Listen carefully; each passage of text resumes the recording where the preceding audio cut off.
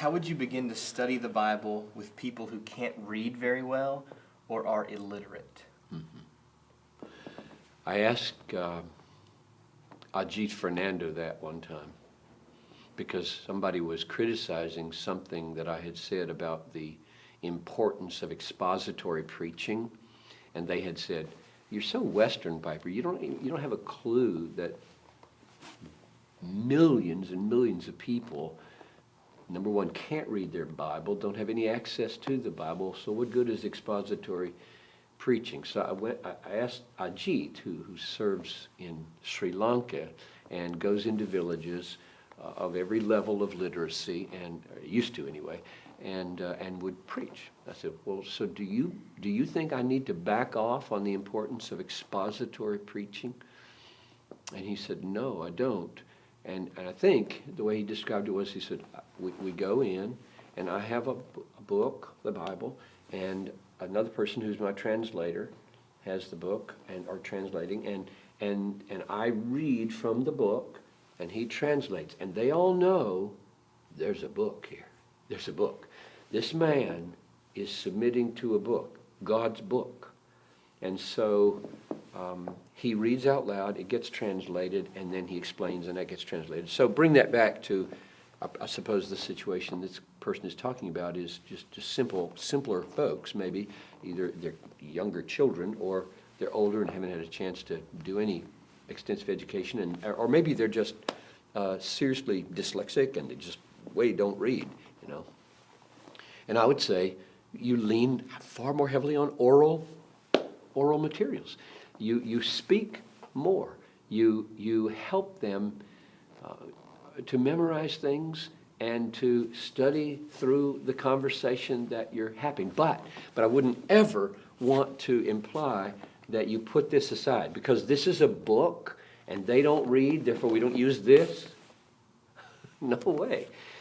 You open this and you become the mediator. You can read, they can't read, and you read to them and do whatever translation and help you can be back and forth between the book and their heart and their mind. All over the world today, there's a lot of study, talk, and action about orality, meaning must the evangelization of tribes, cultures, peoples that are pre-literate, must the evangelization of those people wait on the translation of the Bible and the becoming literate? And the answer of many is no, it shouldn't wait. We should find ways to evangelize, build a church, and grow a people through oral means. And so one of the groups that I know of, I forget the number, has about 150, 160 Bible stories that they memorize. And they go into a village, and over time, they teach them to memorize these 160 stories, and that's the pastor. Those are the evangelists. And they've memorized 160 Bible stories, and they go out and they repeat these stories verbatim. Oral cultures are better at that than we are. And I've heard that there are even little schools that have grown up, and nobody can read yet. But they have schools. People come to the school.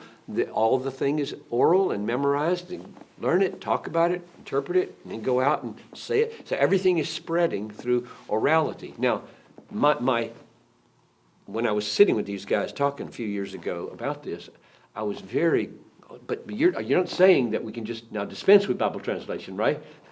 Because it seemed like some of them were leaning that way, and I was on the side of the Wycliffe folks who were saying they really do need the Bible. And the reason, of course, they need the Bible, and we shouldn't praise orality excessively as a substitute for literacy, is that to the degree that they don't become literate, they're going to always be second-handers. Now, I think it's paternalistic to make a person a permanent second-hander, because if the stories are all in this book and we're teaching them that they can learn it from us orally, they're going to be constantly dependent on us and not just the book. So over time, it may take a generation or two generations to get the book translated, to produce literacy, but what an arrogant thing it would be, wouldn't it, to say orality is just as good as literacy. We'll give them the stories they need, and now they can, for the next 100 years or 300 years or till Jesus comes, do everything in their way, not your Western literacy way. I think that is incredibly paternalistic.